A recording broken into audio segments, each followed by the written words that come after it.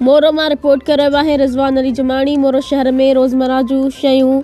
आसमान सां ॻाल्हियूं करण लॻियूं। खाइण पीअण ऐं ज़रूरी इस्तेमाल जूं शयुनि में ॻाटे टोड़ हथरादू महांगाई कई वई आहे। अटो मण 4,500 खंडु कटो, 11,000 रुपया चांवर कटो, 12,000 रुपया ऑयल सन टीन, 8,000 रुपया पटाटा 3 मण बोरी, 22,000 पुराणी रेट लिस्ट फटन दुकाननि ते लॻाए मोरो जी अवाम खे ॿिन्ही हथनि सां फुरण लॻा। कंहिंजे आशीर्वाद ते रोज़ जो रेट लिस्ट मुताबिक़ गोश्त विकिरो करण खां मोरो जी कारोबारी दुकानदारनि सब्ज़ी वारनि कासाइनि जवाबु ॾेई छॾियो, जॾहिं त नंढो गोश्त 1,800 रुपया ऐं वॾो गोश्त 1,200 रुपया में विकिरो करे रहिया आहिनि, जेका खुलम खुला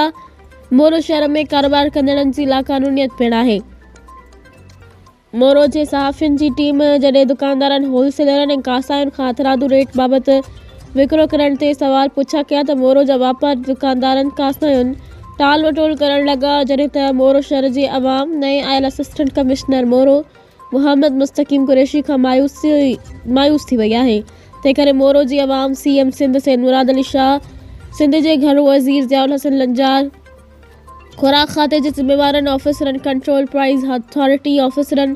DC नशर फिरोज़ मोहम्मद अरसलान सलीम खां मुतालबो कयो आहे त फ़ौरन मोरो शहर में हथरादू ॻाटो टोड़ महांगाई करे शहरियुनि खे ख़ुदकशियुनि ते मजबूर कंदड़नि, होलसेल दुकाननि, ऑयल एजेंसियुनि, सब्ज़ी मंडी, आटा चक्कियुनि, खंड जे डीलरनि, नॉन रजिस्टर्ड दुकाननि, फटनि, ऑयल एजेंसी खे बंदि कराए सरकारी रेट लिस्ट ते पाबंद कयो वञे।